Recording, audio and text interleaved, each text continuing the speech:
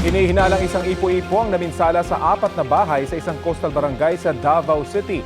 Ayon sa mga residente, pasado alas 10 nitong Martes ng gabi nang biglang lumakas ang hangin sa kanilang lugar. Nagtagal ito ng ilang minuto. Nabaklas ang bubong ng ilang bahay at napunta sa kalsada. Naputol din ang supply ng kuryente sa lugar. Nagtulong-tulong ang mga residente at barangay officials sa paglilinis. Sumaklolo na rin ang Social Welfare and Development Office ng Davao City. Maswerteng walang nasaktan sa malakas na hangin. Ayon sa Pag-asa, nabubuo ang ipo-ipo o waterspout tuwing may severe o matinding thunderstorm.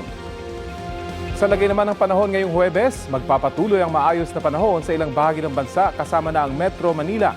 Pero posible pa rin ang mga local thunderstorm, lalo na sa bandang hapon o gabi. Easterlies naman na magdadala ng ulan sa South Luzon, Visayas at sa eastern section ng Mindanao. Sa ngayon, wala pang epekto sa lagay ng panahon sa anumang panig ng bansa ang binabantayang low pressure area na nasa Pacific Ocean. Namatanya ng Pag-asa mahigit 2,000 kilometro silangan ng Visayas. Nananatili ang posibilidad ng nasabing LPA na maging isang bagyo sa loob ng 24 oras.